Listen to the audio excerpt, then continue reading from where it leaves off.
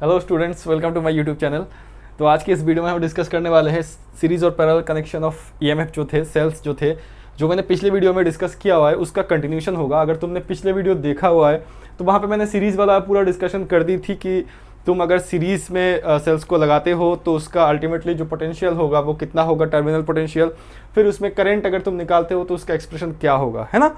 उसके बाद मैंने पैरेलल स्टार्ट की थी, तो पैरेलल कनेक्शन में मैंने पोटेंशियल तक एक्सप्रेशन निकाला हुआ है।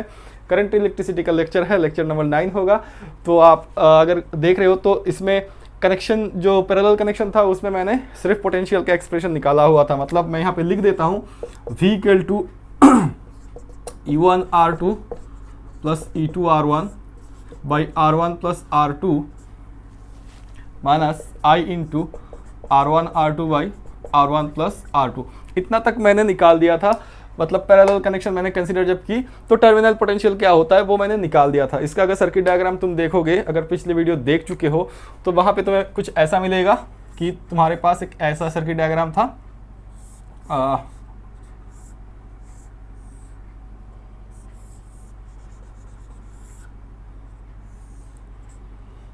ये U1 है, इसका इंटरनल रेजिस्टेंस R1 मान लो, इसका R2 है, ये E2 है और ये तुम्हारे पास एक्सटर्नल रेजिस्टेंस है R, ठीक है।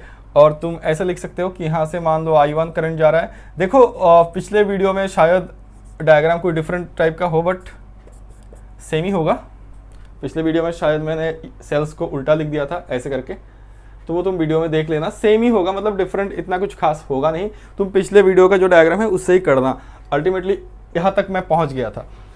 तो देखो आज का जो वीडियो होगा, आज के वीडियो में हम पैरेलल कनेक्शन का पूरा एलाबोरेट डिस्कशन करेंगे, उससे करंट निकालेंगे। ये वाला जनरल एक्सप्रेशन है, इसको थोड़ा सा डिस्कस करना है। फिर इससे हम करंट निकालेंगे। फिर हम ये देखने की कोशिश करेंगे अगर हमने आइडेंटिकल टू अगर सेल्स जो है, जो पैरेलल है, अगर वो आइडेंटिकल सेल्स होते हैं तो उसके लिए अल्टीमेटली हमारे पास करंट का एक्सप्रेशन क्या होगा। पैरेलल कनेक्शन की बात कर रहा हूँ।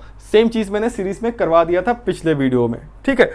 उसके बाद हम सीरीज और पैरेलल अगर कम्बिनेशन में है, मिक्सचर में है, अगर तुम्हारे पास एक कनेक्शन है जो कि सीरीज पैरेलल बोथ है, तो उस वाले केस में हम कैसे करंट को निकालेंगे, ठीक है। तो वो वाला आगे इसका भी डिस्कशन करना है। इसके रिलेटेड कुछ हम न्यूमेरिकल भी कर लेंगे, जैसे कि बहुत सारा सर्किट डायग्राम का न्यूमेरिकल हम कर रहे थे, तो इसका ईएमएफ वाला कुछ न्यूमेरिकल्स जो है वो भी करेंगे। तो वीडियो बहुत ज़्यादा इन्फॉर्मेटिव होने वाला है, तो एंड तक देखना और अच्छा लगे तो अपने दोस्तों के साथ जरूर शेयर करना, ठीक है। तो चलो आज का वीडियो स्टार्ट करते हैं। देखो ये डायग्राम मैं फॉर द टाइमिंग मिटा दे रहा हूं, क्योंकि अगर तुमने पिछले वीडियो देखा हुआ है ना तो एग्जैक्टली वही डायग्राम तुम ड्रॉ कर लेना। तुम अगर कहते हो इसको ड्रॉ करना है, पिछले वीडियो का अगर अलग से हो रहा है, मतलब इसका डायरेक्शन शायद चेंज किया हुआ है मैंने, तो मैं इसको मिटा देता हूं फॉर द टाइमिंग। ये मेरे को नहीं चाहिए अभी। पिछले वीडियो में जो डायग्राम है उसी से तुम कर लेना और इसी का कंटिन्यूशन यहाँ पे हो रहा है। तो अल्टीमेटली देखो हमारे पास जो टर्मिनल पोटेंशियल होता है, हमारे पास अगर एक ऐसा डायग्राम होता है, देखो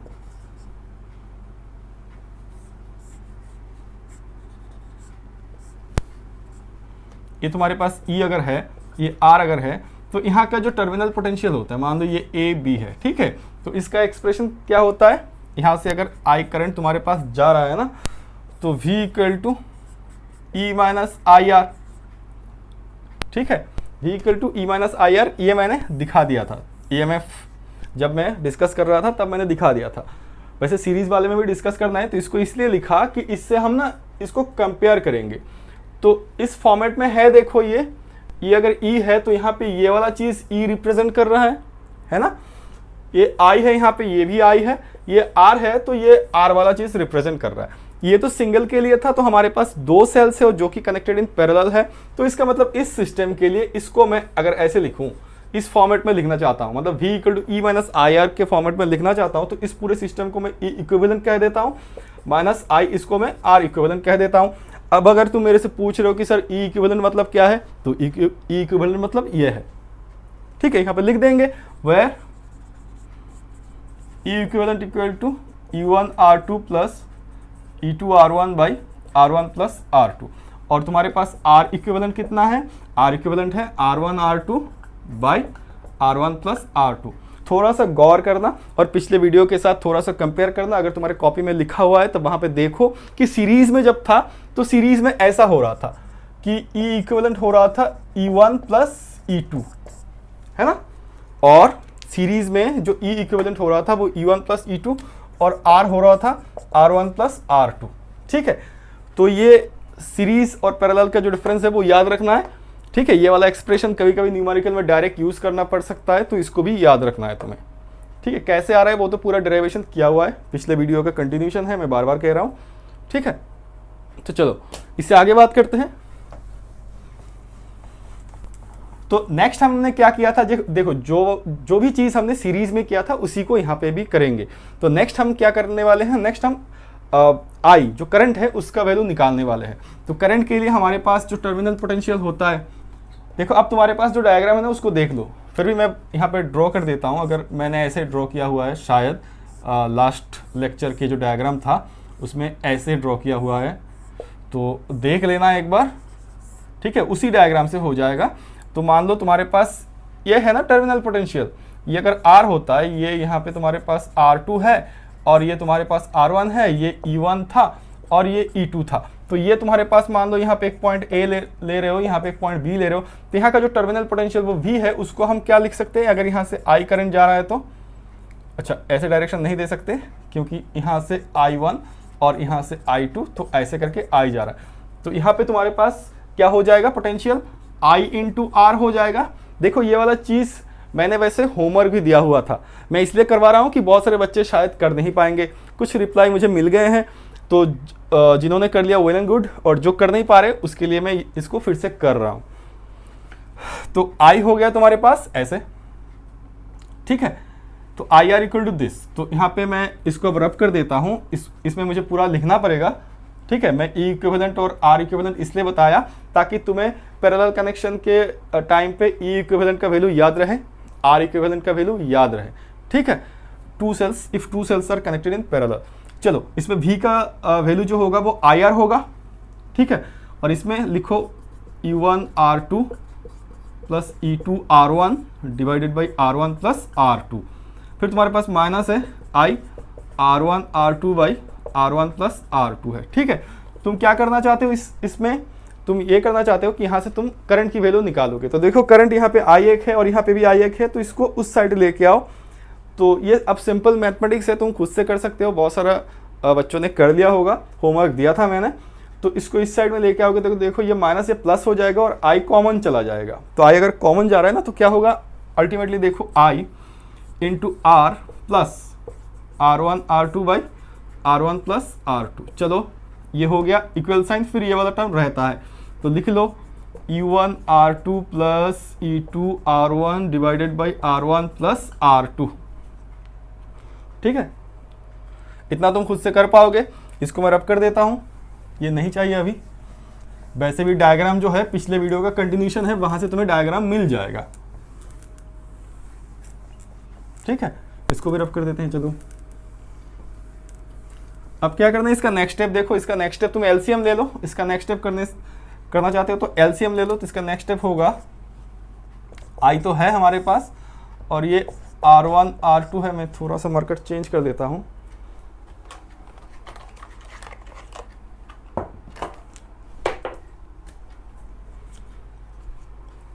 इसका इंक खत्म हो गया होगा शायद। तो यहाँ पे है R1 प्लस R2, तो R1 प्लस R2 ये हो जाएगा R into R1 plus R2, इसको ब्रैकेट में रख दो, और ये हो जाएगा प्लस R1 R2। चलो ये हो गया मेरे पास। ठीक है, और इसमें तो जो है वो लिख दो E1 R2 plus E2 R1 divided by R1 plus R2। तो ये चला जाएगा ये वाला टर्म नीचे से। ठीक है, तो अब तुम्हारे पास जो I का एक्सप्रेशन आएगा that is the final expression. When two cells having EMF E1 and E2 with internal resistance R1 and R2 are connected in parallel, तब करंट कितना होता है। तो देखो ये वाला एक्सप्रेशन है E1 R2 plus E2 R1 divided by this term. ये वाला टर्म तो चला गया है ना, मैं काट दूँ यहाँ पे, ऐसे चला गया। तो ये हो गया R into R1 plus R2 plus R1 R2। तो this is your final expression. But तुम्हें पता है कि अब हम क्या करने वाले हैं, अगर तुमने पिछले वीडियो देखे हुए हो तो अब तुम्हें पता है कि हम क्या करने वाले हैं। अब हम क्या कहेंगे कि अगर हमारे पास ऐसे दो सेल्स जो है वो अगर आइडेंटिकल सेल्स होते हैं तो आई कितना होगा। ठीक है, तो अगर हम कहते हैं if E1 equal to E2 equal to E से, तो E1 इक्वल टू E2 है तो obviously R1 equal to R2 हो जाएगा। क्यों? इसका जितना इंटरनल रेजिस्टेंस होगा उसका भी इतना ही इंटरनल रेजिस्टेंस होगा, इक्वल टू R से। सेम चीज है जैसे कि सीरीज में किया था, सेम चीज है। आई होप कि कोई दिक्कत वाली बात है नहीं। तो इसमें देयरफॉर आई कितना होगा, देखो E R plus E R, है ना, ये दोनों सेम है, ये दोनों भी सेम है, तो ट्वाइस ई आर हो जाएगा। यहाँ पे हो जाएगा आर प्लस आर, तो ट्वाइस आर और कैपिटल आर है, प्लस यहाँ पे हो जाएगा आर स्क्वायर। ठीक है, अब देखो यहाँ से नीचे से आर कौन जाएगा और ये आर कट जाएगा, तो सिंपल है 2r प्लस आर कॉमन चला जाएगा ना, और इससे कट भी जाएगा तो 2e। तो ultimately this is your expression.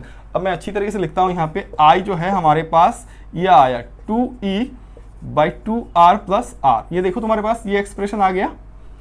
ठीक है, तो क्या हम इससे n वाले सेल्स का कंक्लूजन ड्रॉ कर सकते हैं?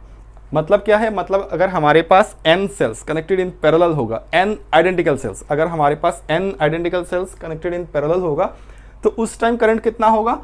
तो उस टाइम करंट होगा, देखो ये चीज़ मैंने सीरीज में बता दिया, मैंने बताया हुआ था, अगर तुम तीन सीरीज में, मैंने ये होमवर्क भी दिया हुआ था कि अगर तुम 3 सेल्स को कनेक्टेड इन सीरीज करते हो तब देख लेना क्या होता है। ठीक है, फिर मैंने बताया था कि इससे हम ये कंक्लूजन लिख सकते कि ये 2 इसलिए आ रहा है, ये टर्म 2 यहाँ पे इसलिए आ रहा है क्योंकि तुमने 2 आइडेंटिकल सेल लिए थे। अगर 3 लेते तो यहाँ पे 3 आता और यहाँ पे भी 3 आता। तो इस हिसाब से अगर n लेते हो तो यहाँ पे NE होगा, यहाँ पे NR होगा प्लस R होगा। ठीक है, थोड़ा सा गौर करना। और पिछले वाले वीडियो में I का वैल्यू जो सीरीज के लिए था, जो कि n आइडेंटिकल सेल्स के लिए सीरीज के लिए था, वहां पे देखना ये वाला n इस साइड पे था, NE by R capital R plus NR series के लिए था। ठीक है, तो इतना मुझे करना था यहाँ पे पैरेलल कनेक्शन में। तो आई होप कि ये समझ चुके हो। यहाँ पे बहुत ज़्यादा कुछ फिजिक्स का डिस्कशन नहीं था, सिंपल कुछ मैथमेटिक्स थे। और पिछले वाले वीडियो में जैसे जैसे सीरीज के लिए किया था उसी टाइप वाला चीज़ मैंने यहाँ पे पैरेलल के लिए भी किया हुआ है। ठीक है, आई होप कि तुम समझ चुके हो। चलो आगे बात करते हैं। इससे आगे जो हम डिस्कस करने वाले हैं ना, देखो अब हमने ऐसे डिस्कस की थी कि इंडिविजुअली सीरीज लिया था, फिर उसको आइडेंटिकल बता दिया था, फिर इंडिविजुअली अभी पैरेलल लिया, फिर उसको आइडेंटिकल सेल्स बता दिया। अब हम ना मिक्सचर ऑफ सेल्स लेंगे, मतलब मिक्सचर ऑफ सेल्स नहीं, सेल्स का जो मिक्सचर होगा वो सीरीज और पैरेलल में मिक्सअप होगा। ठीक है, तो मतलब सिचुएशन कुछ ऐसा है कि अब हमारे पास मान लो, ऐसे मैं ड्रॉ करके देता हूं, n cells connected in series. ठीक है, तो यहां पे कहीं पे लिख देता हूं ताकि तुम्हें पता तो चले कि क्या हो रहा है। n cells connected in series with m rows। तो m rows भी है यहाँ पे, मतलब ऐसा है।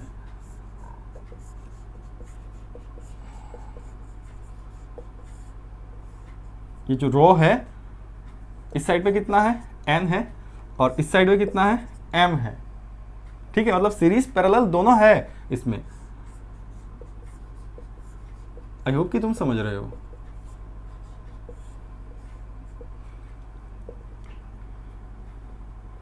पूरा कितना तक है, m तक।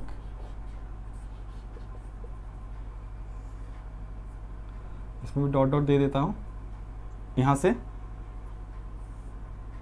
और ये डॉटेड जो है वो तो n के लिए है और ये m के लिए है। ठीक है, तो ऐसा सिस्टम है तुम्हारे पास।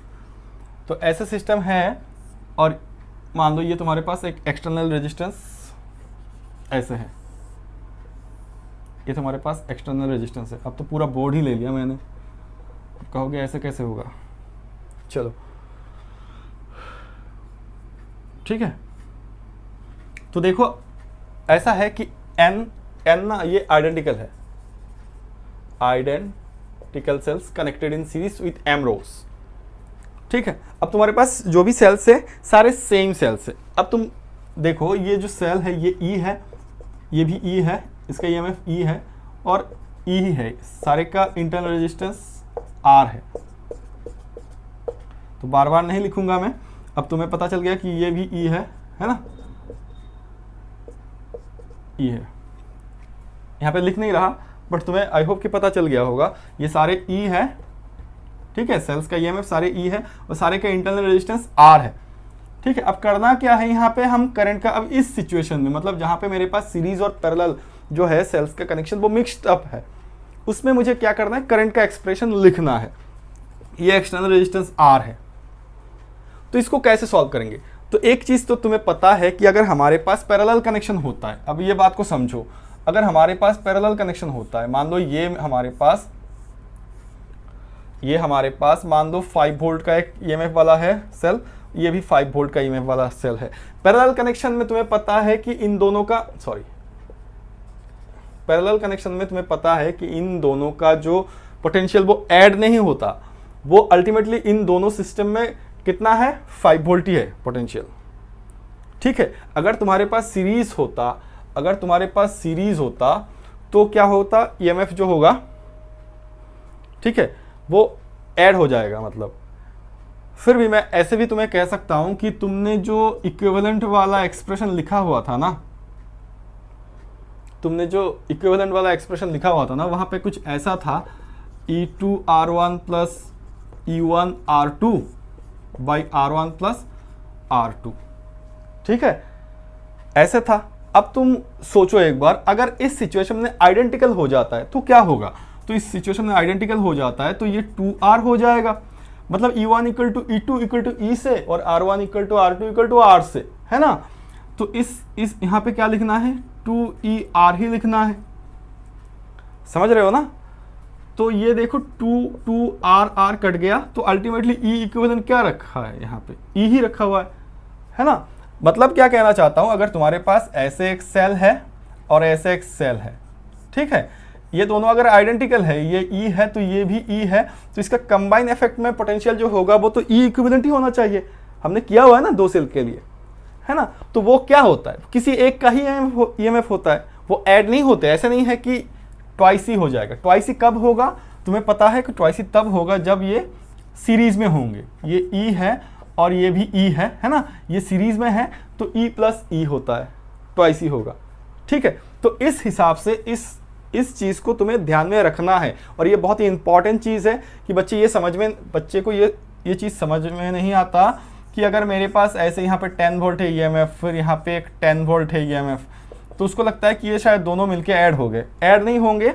यहाँ पे जो पोटेंशियल होगा, मतलब टर्मिनल पोटेंशियल को छोड़ो, मैं सिर्फ ईएमएफ की बात करूँ, ये ईएमएफ जो होगा यहाँ पे वो किसी एक का ही होता है, मतलब 10 वोल्ट ही होता है। मतलब जितना भी तुम यहाँ पे ऐड करते जाओगे, जितना भी पैरेलल कनेक्शन में जितना भी 10 वोल्ट्स ऐड होते जाएंगे, तो वो डायरेक्ट एडिशन नहीं होता। 40 वोल्ट ऐसे नहीं हो जाएगा इस सिस्टम में, 40 वोल्ट ऐसा नहीं होता इस सिस्टम में, 10 वोल्ट ही है पैरेलल में, ठीक है। इससे आराम से समझ में आ जाएगा। आई होप इससे तुम्हें समझ में आ गया होगा। चलो इसको और डिस्कस नहीं करते। अब देखो, तो मैंने कहा कि यहाँ पे जो भी सेल्स ऐसे करके ऐड हो रहे हैं ना पैरेलल, उसमें कोई इफेक्ट होने वाला नहीं है।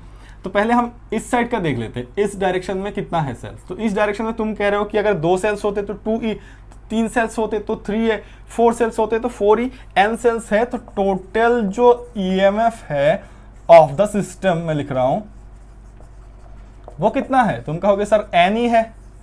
कैसे? क्योंकि यहां पे तो सारे सीरीज में है ना, यहां पे तो सारे सीरीज में है। क्लियर है? ठीक है। अब बात को समझो। अब मान लो इस पूरे सिस्टम को मैं 1 से रिप्रेजेंट कर रहा हूं, तो ये ऐसे बन गया, इसका वैल्यू कितना है n ही। अब तुम कहोगे सर मेरे पास तो और भी है ऐसे करके, इसका कितना होगा। तुम कहोगे सर ये भी तो n ही है ना, तो ये भी n ही होगा। चलो फिर नीचे कितना है, n ही वाला है और एक कनेक्शन है ना। ऐसे करके जितना भी होगा मतलब सेम है ना, तो अल्टीमेटली इसका जो ईएमएफ होगा कितना होगा नीचे वाले ऐड नहीं होंगे। ये जो एक्सप्लेन किया मैंने, समझ रहे हो ना। तो अल्टीमेटली टोटल ईएमएफ तो n ही है, नीचे वाले जो है मतलब पैरेलल जो भी है सारा तो n ही है। तो यहाँ का जितना है EMF वो भी सेम ही है, तो total EMF of the system n ही है। आई होप कि ये चीज़ मैंने क्लियर कर दिया। तुम इस चक्कर में मत फंसना कि नीचे वाला ऐड होते जाएंगे, नहीं होंगे ऐड। जो ऊपर में है सेम चीज़ यहाँ पे भी है, तो ultimately EMF of the system कितना है, n ही है। अब बात को सुनो, मतलब नीचे वाला जो है, जो पैरेलल में कनेक्टेड है, उसमें EMF जो है वो हमारे सिस्टम को कुछ दिक्कत नहीं कर रहा। क्यों? क्योंकि ऊपर वाले से जितना EMF आया वही टोटल EMF हो गया। चलो, तो इसका मतलब कि इस सर्किट में नीचे वाले से कुछ प्रॉब्लम होगा नहीं? जरूर होगा। क्यों नहीं होगा? मतलब सॉरी, क्यों होगा? क्योंकि तुम्हारे पास इंटरनल रेजिस्टेंस है और हमें पता है सीरीज पैरेलल का रेजिस्टेंस का कॉम्बिनेशन क्या होता है। तो हम क्या करेंगे, पहले इसका जान लेते हैं। इस सिस्टम में कितना रेजिस्टेंस है? तो तुम कहोगे इस सिस्टम में टोटल रेजिस्टेंस है NR, है ना? इस सिस्टम में टोटल रेजिस्टेंस कितना है? NR। इस सिस्टम में टोटल रेजिस्टेंस कितना है? NR। इस सिस्टम में टोटल रेजिस्टेंस कितना है? NR। चलते चलते कहां तक चलेंगे? M तक चलेंगे। कितना है? NR। सारे तो सीरीज में है ना, सारे ऐड हो जाएंगे। अगर रेजिस्टेंस के लिए ये डायग्राम मैं बना रहा हूं तो देखो कैसा होगा, ऐसे होगा।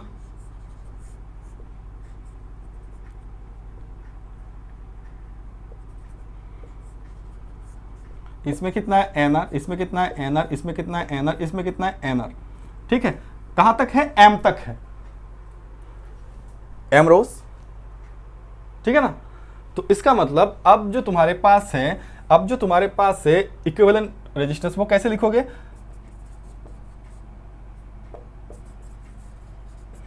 Equivalent resistance of the system, ऐसे करके लिखता हूं मैं। वो क्या होगा? वो 1/R इक्विवेलेंट लिख रहा हूं मैं, तो वो होगा क्या?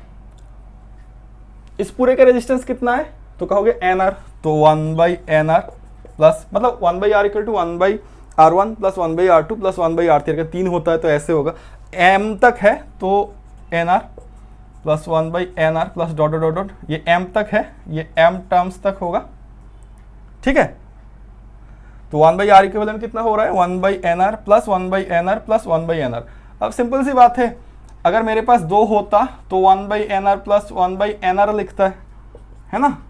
R equivalent equal to 1/NR plus 1/NR लिखते, तो आंसर कितना होता? 2/NR होता। 3 होता तो और एक ऐड हो जाता, तो 3/NR होता। 4 होता तो 4/NR होता। M है तो M/NR होगा। समझ गए हो ना क्या कहना चाहता हूँ? तो अल्टीमेटली 1/R इक्विवेलेंट हो रहा है तुम्हारे पास M/NR। ठीक है, तो इससे तुमने R इक्विवेलेंट अगर निकालना है तो तुम कैसे निकालोगे? R equivalent equal to NR divided by M। तो इसको भी याद रखना है, इसको मैं स्टार मार्क दे देता हूं, ये मुझे चाहिए बाद में। ये क्या है एक्चुअली? ये है पूरा सिस्टम का इंटरनल रेजिस्टेंस। चलो, ये क्या है तुम्हारे पास? ये है पूरे सिस्टम का इंटरनल रेजिस्टेंस। क्लियर है? ठीक है, फिर से पूरे सिस्टम का जो तुम्हारे पास EMF है वो है NE। पूरे सिस्टम का जो इंटरनल रेजिस्टेंस है वो है NR/M। अब देखो, ये इससे जितना भी तुम्हारे पास रेजिस्टेंस आया हुआ है, इससे इस सिस्टम से जितना भी रेजिस्टेंस आया हुआ है, तुम कहोगे सर ये आंसर है। ऑब्वियसली ये आंसर है, मतलब R इक्विवेलेंट कह रहा हूं। इससे जितना भी तुम्हारे पास इंटरनल रेजिस्टेंस आया है उसके साथ R कैसे है? सीरीज में है ना? तो सीरीज में है, तो total resistance of the system कितना हो गया तुम्हारे पास? तो total resistance of the system में लिख रहा हूं यहां पे, total resistance of the system, तुम कहोगे ये है R इक्विवेलेंट के साथ R का एडिशन। Simple, correct. क्या करना चाहते थे हम? मैंने पहले ही बताया, इस सिस्टम के लिए मतलब जिसमें सीरीज और पैरेलल में EMF मिक्स्ड अप है, जिसमें सीरीज और पैरेलल में EMF मिक्स्ड अप है, उसके लिए हम करंट निकालना चाहते हैं। तो हमारे पास सिंपल सा इक्वेशन होता है करंट का कि ऐसे लिख सकते हो, V इक्वल टू RI करके लिख सकते हो। तो V इक्वल टू R कितना हो गया तुम्हारे पास? R equivalent plus R into I, system में जो करंट जा रहा है। मान लो यहां से अल्टीमेटली I करंट जा रहा है। ठीक है, तो यहां पे तुम्हारे पास I अगर निकालना है तो I इक्वल टू कितना होगा? I इक्वल टू होगा, देखो, E/R इक्विवेलेंट प्लस R। अब तुम कहोगे जो E है ना, ultimately EMF of the system है ये, इसका वैल्यू है एन ई। अच्छा चलो ये एन ई लिख रहा हूँ ना, तो इसको चेंज कर देते हैं, ये ई इक्विवेलेंट ऐसे कुछ लिख देते हैं, ठीक है। तो ये ई इक्विवेलेंट टोटल ई मतलब of the system, E equivalent लिख दिया मैंने यहाँ पे, ठीक है। तो ये कितना होगा, देखो ये है एन ई, तो यहाँ पे लिख देते हैं एन ई, एक्स मत समझना इसको, एन ई। आर इक्विवेलेंट है N R divided by M, तो इसमें है capital R plus N R divided by M, ठीक है। इस एक्सप्रेशन को थोड़ा सा हम एलसीएम ले लेंगे, तो आई इक्वल टू हो जाएगा M R plus N small R, और ये ऊपर चला जाएगा तो एन एम ई। चलो ये हमारे पास एक्सप्रेशन आ गया आई का, ठीक है। ये हमारे पास एक्सप्रेशन आ गया आई का। इसको मैंने कहा याद रखने के लिए मैं इसको कहीं पे लिख रहा हूँ N R by M. I hope कि समझ चुके हो कि कैसे मैंने आई का एक्सप्रेशन निकाला हुआ है। बहुत ही सिंपल था। आई के एक्सप्रेशन के लिए हमने ये वाला चीज़ यूज़ किया, मान लो v equal to R I वाला चीज़ हमने यूज़ किया, तो v मतलब यहाँ पे टोटल ईएमएफ कितना है, r मतलब टोटल रेजिस्टेंस कितना है, और I जो टोटल करंट जा रहा है इससे वो कितना है, ठीक है। इसके बाद क्या किया हमने, इसके बाद I निकाल लिया, फिर जो वैल्यूज है E का कॉरस्पॉन्डिंग वैल्यू इस सिस्टम के लिए, R का R स्मॉल r मतलब इंटरनल रेजिस्टेंस का कॉरस्पॉन्डिंग वैल्यू, वो सब लिख दिया हमने। लिखने के बाद हमारे पास ये चीज़ आ गया। n क्या है वो तुम्हें पता है, n cells connected in series identical cell से, और m रोज में है कनेक्टेड पैरेलल में, ठीक है। चलो अब हम ये जानने की कोशिश करेंगे ये जो हमारे पास करंट है इसका वैल्यू मैक्सिमम कब होगा। अब नेक्स्ट स्टेप ये है कि हमारे पास जो अब करंट है, जो हमने एक्सप्रेशन निकाला हुआ है, उसका जो वैल्यू होगा वो मैक्सिमम कब होगा। तो देखो हमारे पास जो करंट है उसका एक्सप्रेशन है M N M E by M capital R plus N small R. तो मैक्सिमम होगा तब जब ये वाला जो क्वांटिटी है वो मिनिमम होगा, है ना। तुम ऐसे कह सकते हो ना, इन्वर्सली प्रोपोर्शनल है, ठीक है। तो इस फिजिकल क्वांटिटी के ऊपर डिपेंड करके ये करंट क्या होगा, मैक्सिमम होगा। कब, जब ये क्वांटिटी मिनिमम होगा। तो चलो इस क्वांटिटी को थोड़ा सा देख लेते हैं, ठीक है। M R plus N R, इसके ऊपर थोड़ा सा काम करेंगे हम। ये हमारे पास अल्टीमेट एक्सप्रेशन है, इसके ऊपर थोड़ा सा काम करेंगे। अब देखो इसको मैं क्या कर रहा हूं, इसको मैं ऐसे लिखूं,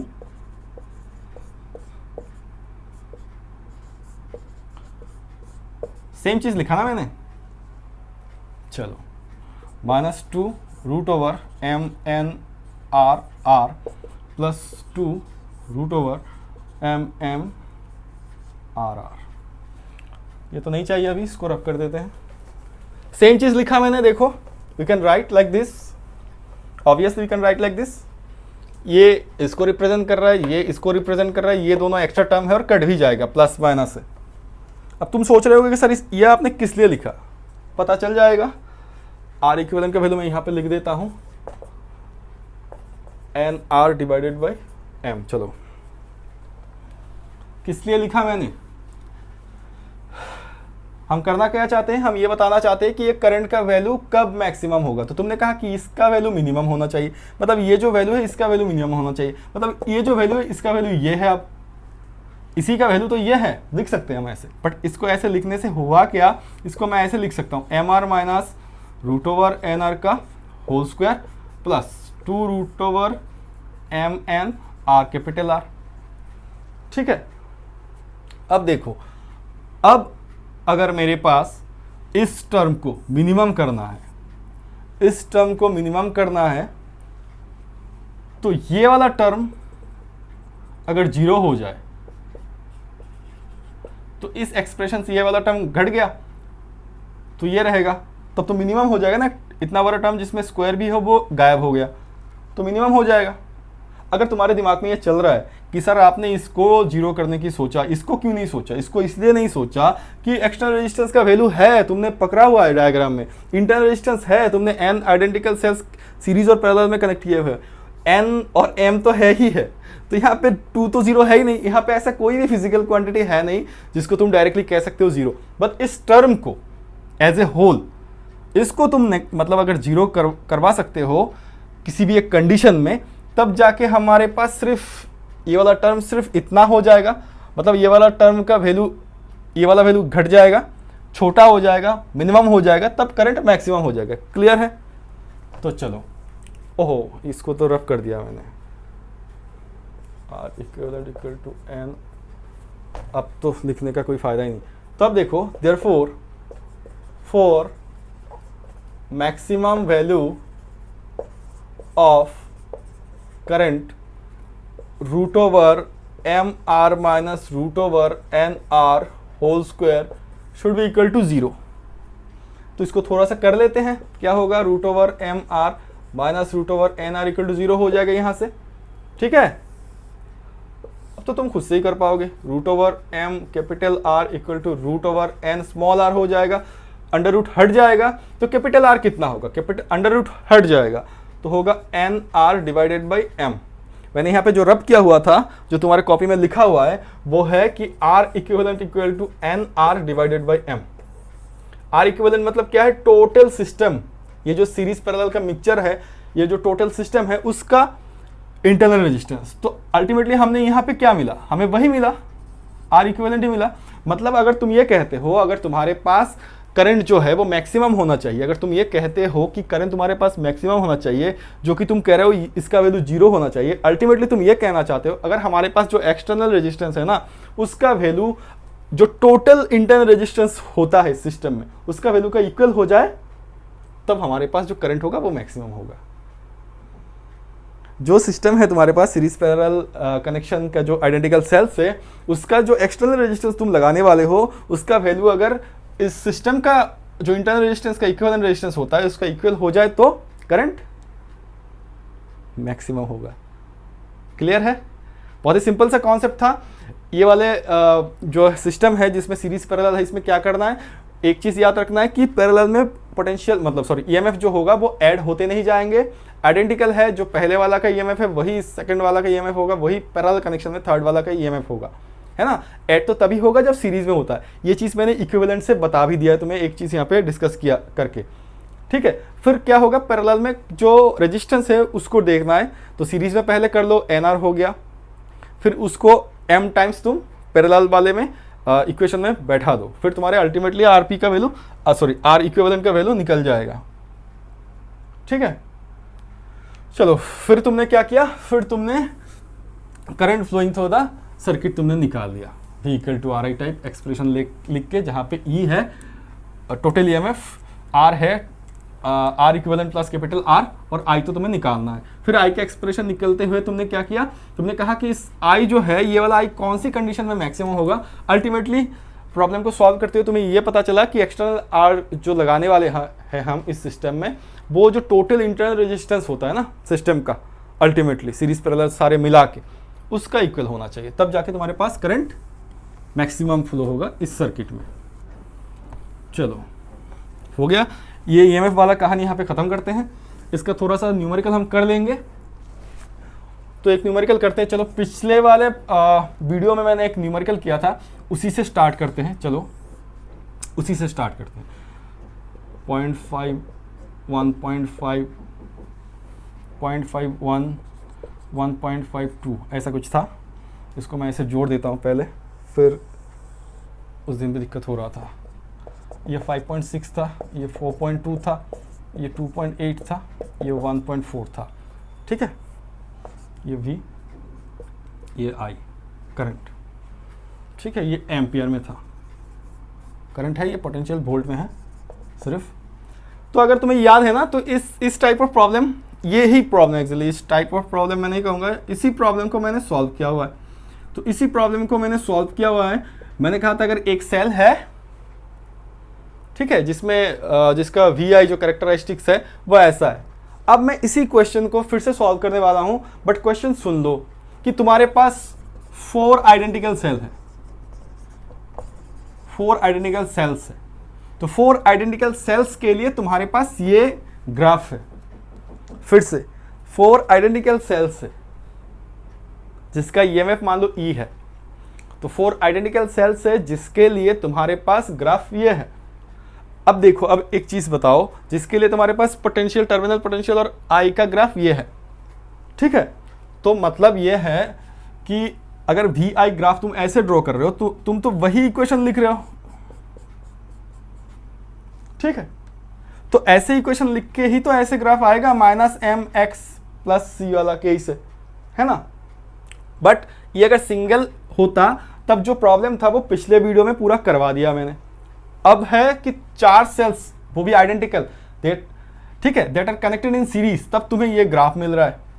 तो कह रहा है what is the EMF, what is the EMF of a cell, और कह रहा है what is the internal resistance of each cell. मतलब एक सेल जो होगा उसका ईएमएफ कितना होगा और उसका इंटरनल रेजिस्टेंस कितना होगा। ठीक है, अब तुम अगर पिछले प्रॉब्लम को देख रहे हो या फिर देख चुके हो तो तुम कहोगे सर ये तो वैल्यू ईएमएफ का होता है, और यहां पे तुम कहोगे I = E/R लिखते हैं हम सर, है ना, करेक्ट है। बट अब 4 सेल्स है तो इसका मतलब क्या होगा, यहां पे V = E इक्विवेलेंट माइनस, है ना, I × R इक्विवेलेंट लिखना पड़ेगा। होगा क्या, तो फिर इसका नेक्स्ट स्टेप होगा E इक्विवेलेंट मतलब 4E होगा, E1 + E2 + E3 + E4, है ना, ठीक है, -4IR, ठीक है। तो ये तुम्हारे पास सीरीज है ना, तो सीरीज में तो ये और ये डायरेक्ट ऐड हो जाते हैं, सिंपल सी बात है, करवाया था मैंने, आज भी बताया हुआ है। तो ये तुम्हारे पास अल्टीमेटली एक्सप्रेशन है। तो इसलिए पिछले वाले प्रॉब्लम और इस प्रॉब्लम में डिफरेंस क्या होगा, डिफरेंस ये है कि ये इस इक्वेशन को लेके 4E - 4IR इस इक्वेशन को लेके तुमने ये वाला ग्राफ ड्रॉ किया है ना, इस इक्वेशन को लेके 4 आइडेंटिकल सेल्स है।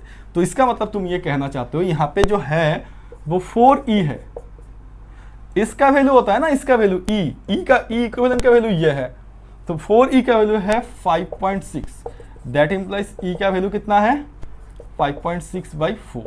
तो आंसर कितना होगा, ये हो जाएगा 1.4 वोल्ट। ठीक है, यहाँ पे गलती स्टूडेंट्स जरूर करते हैं, वो समझते हैं कि ये वैल्यू सर ने बताया या फिर मैंने ना बताया हो, कहीं से भी सीखा हुआ है कि ये वैल्यू ईएमएफ है तो ये 5.6 लिख देंगे। ये तो इक्विवेलेंट का है ना, 4 सेल्स कनेक्टेड इन सीरीज, है ना, ये इक्वेशन था, इसमें से हमने ये पता लगाया, फिर पता चला कि दिस इक्वल टू दैट। तो इसमें क्या होगा, तो फिर इसमें क्या होगा, तो एक आंसर तुम्हारा मिल गया। सेकंड के लिए क्या करोगे, तुम कहोगे सर यहाँ पे जो होगा वो तो I = E मतलब 4E/R मतलब 4R होगा, और I का वैल्यू इस पॉइंट पे कितना है 2 एम्पियर, तो ये 2 है और ये तो कट गया E/R, अब E/R हो रहा है। ठीक है, क्या निकालना है R, तो R = E मतलब क्या है मेरे पास 1.4, तो 1.4 है, E मतलब 1.4 है, और ये 2 नीचे जाएगा तो 2 यहाँ पे आएगा, तो ये तो 0.7 ओम होगा। ये है तुम्हारे पास फाइनल आंसर। तो मेक श्योर कि ये वाला प्रॉब्लम और पिछले वाले प्रॉब्लम का डिफरेंस तुम समझते हो। ठीक है, 3 सेल से भी प्रॉब्लम हो सकता है, 5 सेल से भी प्रॉब्लम हो सकता है। ग्राफ तो ऐसे ही बनेगा क्योंकि इक्वेशन तो यही होगा, बट यहाँ पे तुम्हें देखना है कि कितना सेल्स है, उसका कॉरस्पॉन्डिंग रेजिस्टेंस उतना हो जाएगा आइडेंटिकल सेल्स में। ठीक है, तो ये एक टाइप ऑफ प्रॉब्लम होता है जो कि जो पहले प्रॉब्लम मैंने करवाया था उसको देखते हुए मैक्सिमम बच्चे सोचते हैं कि यही ईएमएफ होगा, डायरेक्ट आंसर हो जाएगा, यहाँ पे ग्राफ से मिल रहा है। तो डायरेक्ट आंसर ग्राफ से तभी मिलेगा जब तुम्हारे पास एक ही सेल होता है, तब मिल जाता है। ठीक है, चलो नेक्स्ट एक प्रॉब्लम करेंगे हम। इस ईएमएफ, ये जो ईएमएफ हमने सीखा हुआ है ना, उसका भी सर्किट डायग्राम बना के हम प्रॉब्लम करते हैं। चलो, बहुत सारे different types of circuit diagram का मैं प्रॉब्लम करवा रहा हूँ, डिफरेंट टाइप्स का करवा रहा हूँ। अभी जो करूँगा वो भी एक डिफरेंट टाइप का प्रॉब्लम है, तो आई होप कि समझ में आ जाएगा तुम्हें।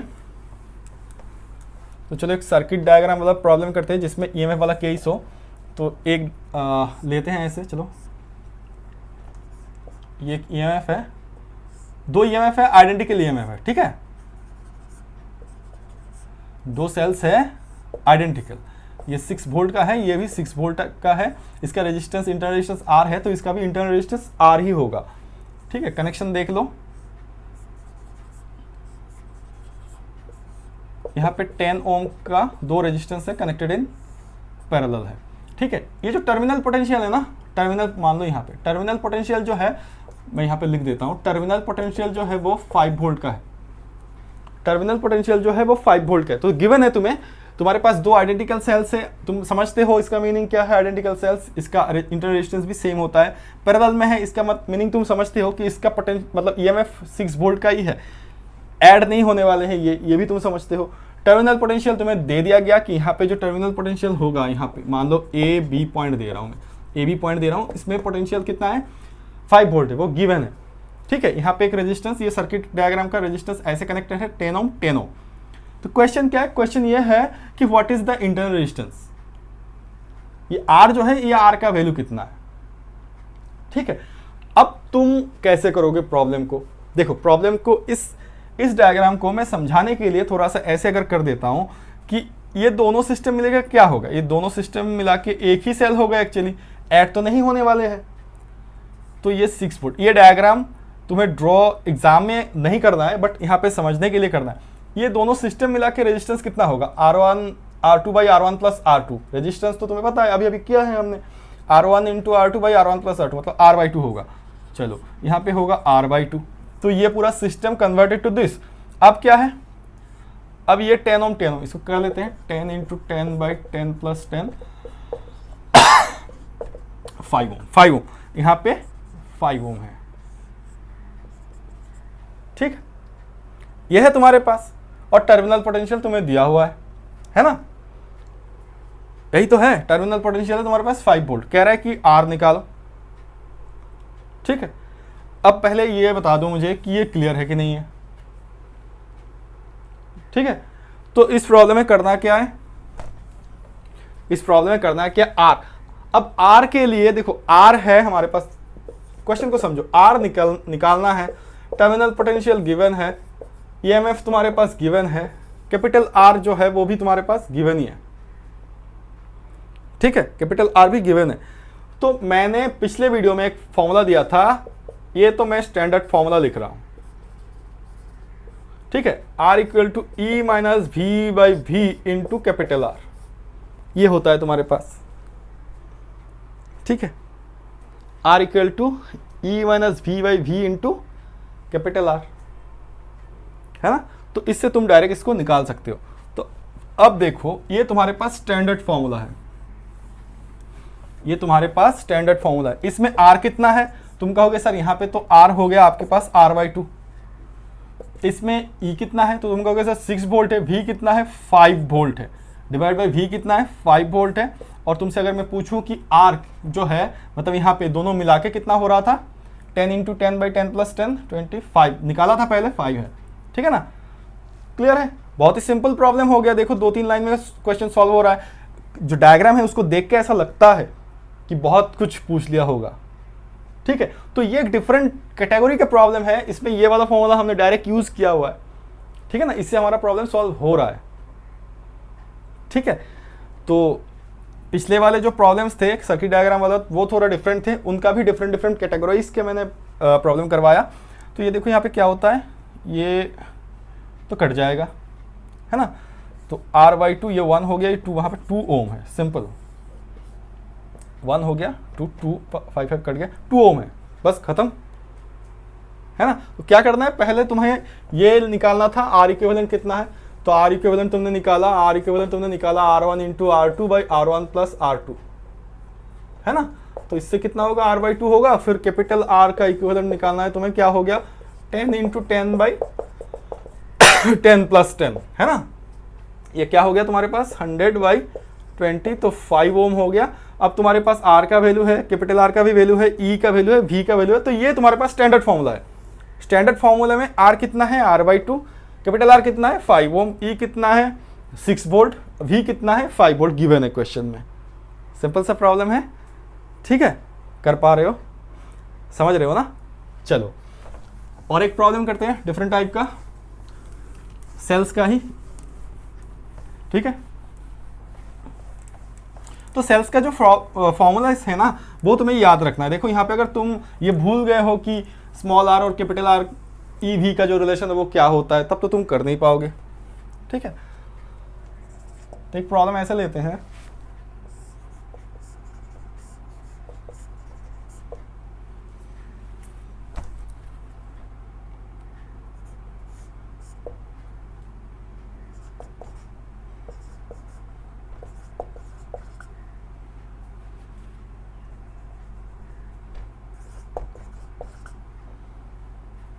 ये यहाँ पे क्यों लिखा मैंने,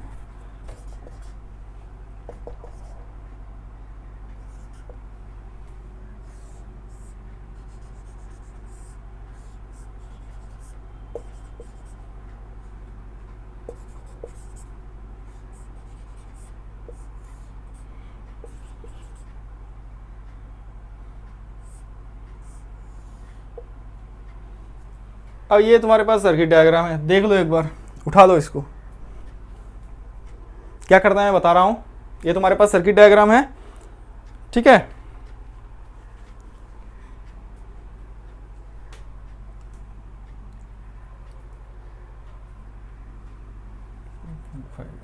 फाइव हो गया ना, 3 × 6 3 + 6 उठा लिया तुमने।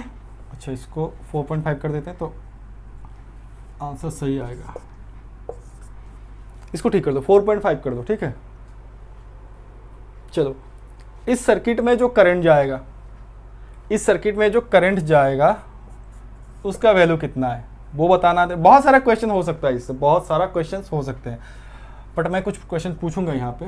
मान लो ए बी एक पॉइंट है और बी सी और एक पॉइंट है, तो वी ए बी कितना होगा, वी बी सी, ठीक है, वी बी सी जो है वो कितना होगा। देखो ये एक डिफरेंट टाइप का प्रॉब्लम है, सेल्स वाले प्रॉब्लम है, सेल्स का फॉर्मूला यूज करना है। वैसे V equal to R I से तो करना ही है, उससे तो होगा, बट कुछ क्वेश्चन जैसे कि ये वाला क्वेश्चन से ये वाला क्वेश्चन है, ये क्वेश्चन जो है सेल्स वाले फॉर्मूले से यूज करके हमें करना है, ठीक है, वो वाला फॉर्मूला यूज करना है। तो ये प्रॉब्लम तो तुम्हारा होमवर्क होगा, और ऐसे अगर डिफरेंट टाइप ऑफ प्रॉब्लम तुम्हें मिलता भी है ना, वो तुम खुद से किया करो, ज़्यादा से ज़्यादा प्रॉब्लम करो। मैं तो एक एक दो दो डिफरेंट टाइप का प्रॉब्लम तुम्हें दिखा दे रहा हूँ, ठीक है। मैं ये बता रहा हूँ कि ऐसे वाले प्रॉब्लम को कैसे सॉल्व करना है, और प्रॉब्लम तुम्हें मिल जाएगा प्रैक्टिस के लिए। रेफरेंस बुक तुम्हारे पास होगा, नेट से भी मिल सकता है, प्रीवियस ईयर क्वेश्चन से भी मिल सकता है, तो तुम ये सब देखा करो, प्रीवियस ईयर क्वेश्चन देखा करो, सीबीएसई का प्रीवियस ईयर क्वेश्चन देखा करो, वहाँ पे तुम्हें मिल जाएगा बहुत सारा प्रॉब्लम, या फिर और भी सोर्सेस है तुम्हारे पास रेफरेंस किताब है तो वहाँ से भी देखा करो, ठीक है। चलो तो इसको कैसे सॉल्व करना है मैं बता रहा हूँ, बाकी तुम मुझे वैल्यूज बताते जाना, कमेंट में ज़रूर बताना, ठीक है। वैसे बताते तो हो नहीं, फिर भी एक टाइम आएगा जब बताओगे। तो ऐसे प्रॉब्लम को कैसे सॉल्व करना है, पहले तो करंट कितना है, करंट तुम्हें निकालना है। तो करंट के लिए देखो यहाँ पे जो सिस्टम है तुम्हारे पास, अब अगर तुम मेरे से पूछ रहे हो ना कि सर ऐसे कनेक्शन को तो हम सीरीज में कहते, जरूर कहते हैं, बट देन यहाँ से कुछ करंट अगर कुछ करंट भेजता होगा और ये अगर कुछ करंट भेज रहा होगा, तो देखो इसका स्ट्रेंथ इससे ज़्यादा है, इन दोनों का करंट अपोजिट डायरेक्शन में गया होगा, ऐसे ऐसे, है ना। अल्टीमेटली तुम कहते हो कि सीरीज में सर E1 + E2 करते हैं, ऑब्वियसली करते हैं, दोनों का डायरेक्शन सेम रखा हुआ है, मैंने पिछले वीडियो में देख लेना, और अभी जो करवाया था वहाँ पे भी देख लेना, सेम रखा हुआ है। अगर तुम्हारे पास सेम नहीं रखा हुआ है तो यहाँ पे क्या हो जाएगा, माइनस हो जाएगा, ठीक है। तो इसका मतलब देखो क्या होने वाला है, मैं ये कहना चाहता हूँ कि इससे जो अल्टीमेटली जो करंट जाएगा ना, अल्टीमेटली जो करंट जाएगा वो तो इसी डायरेक्शन में जाएगा। अल्टीमेटली इस सर्किट में जो करंट जाएगा वो तो इसी डायरेक्शन में जाएगा, क्यों, क्योंकि इसका स्ट्रेंथ ज़्यादा है। तो फिर तुम ये पूछोगे सर अल्टीमेटली जो इस डायग्राम में करंट जा रहा है, जो भेज रहा है ना, वो कौन सी पोटेंशियल के लिए जा रहा है, तो वो जो पोटेंशियल के लिए जा रहा है वो तो 4 वोल्ट वाले पोटेंशियल के लिए जा रहा है। कैसे पता चला, क्योंकि 9 - 5 होने वाला है यहाँ पे, इसने कुछ करंट भेजा, इसने कुछ करंट भेजा, रिजल्ट जो गया अल्टीमेटली इसका स्ट्रेंथ ज़्यादा है, इसी डायरेक्शन में जाएगा। इसका इफेक्ट को नेग्लेक्ट करते हुए, मतलब रिड्यूस करते हुए, नेग्लेक्ट नहीं, रिड्यूस करते हुए ऐसे ही जाएगा करंट, ऐसे ही फ्लो होगा करंट, समझ रहे हो ना। और कितना वोल्ट के लिए होगा, 9 - 5, ठीक है, क्लियर है। चलो तो अल्टीमेटली तुम्हारे पास इस डायग्राम को अगर मैं अब ड्रॉ करता हूं तो ऐसे हो गया, एक सेल हो गया जिसका ईएमएफ है 4 वोल्ट, एक सेल हो गया जिसका ईएमएफ है 4 वोल्ट, ठीक। अब ये तो सीरीज में है, ये तो सीरीज में, ये तो ऐड होंगे, ये 1.5 हो गया, ये 1.5 हो गया। इस डायग्राम को तुम ड्रॉ कर भी सकते हो, एग्जाम में नहीं भी कर सकते हो, उतना बड़ा इशू है नहीं। बट तुम्हें अब जो मैं कर रहा हूं ना, तो तुम्हें ये वाला डायग्राम बहुत कॉम्प्लिकेटेड लगेगा, बट ये डायग्राम जाना पहचाना सा होगा, ठीक है। तो अब देखो तुम्हारे पास क्या है, ये 4.5 है और ये दोनों को मिला के कितना हो रहा है, 3 × 6/3 + 6 18 9 2 ओम। अब ये जाना पहचाना सा है, ये तीनों सीरीज में है, 4 वोल्ट है, करंट कितना, V = RI हो जाएगा। I मिल गया, बट क्वेश्चन I तक नहीं था, क्वेश्चन था इस पॉइंट में पोटेंशियल क्या है और इस पॉइंट में पोटेंशियल क्या है ना। चलो तो I तुम कर लोगे, इस डायग्राम से तुम्हारे I मिल जाएगा। V = RI अप्लाई करोगे तो सीरीज का जो भी ऐड कर देना, रेजिस्टेंस जो भी ऐड कर देना, करेक्ट कर देना। यहाँ पे देखो इस जगह पे मतलब एक EMF है तुम्हारे पास, एक EMF है और उसका इंटरनल रेजिस्टेंस है, और यहाँ पे जो पोटेंशियल होगा उसको क्या कहते हैं हम, टर्मिनल पोटेंशियल कहते हैं। तो इसका मतलब AB निकालना है, बट T नहीं लिखते, चलो AB लिखते हैं क्योंकि क्वेश्चन में AB दिया हुआ है। तो इसका आंसर क्या होगा, E - I, E मतलब ये वाला E, तो E1 लिख देते हैं मान लो, ठीक है। I R1, इसका वाला R1 इतना, तो I अगर तुम निकाल ले तो तब कर पाओगे, क्योंकि R1 और E1 का वैल्यू दिया हुआ है। E1 का वैल्यू कितना है, 5 है, R1 का वैल्यू कितना है, 0.3 है। समझ चुके हो कि VBC कैसे निकालना है, ये तुम समझ चुके हो, मुझे पता है कैसे निकालना है। E2 - I R2, E2 9 volt, R2 1.2 Om, I तुमने निकाला हुआ है पहले, तो I इस क्वेश्चन में इंपॉर्टेंट है, ठीक है। तो ये एक डिफरेंट टाइप ऑफ क्वेश्चन था। इस टाइप ऑफ प्रॉब्लम तुम और करना, पहले तो इसका आंसर मुझे जरूर बताना, कमेंट में जरूर बताना। मैंने पहले ही बताया हुआ है कि वीडियो अगर अच्छा लगता है तो तुम्हारे दोस्तों के साथ शेयर किया करो।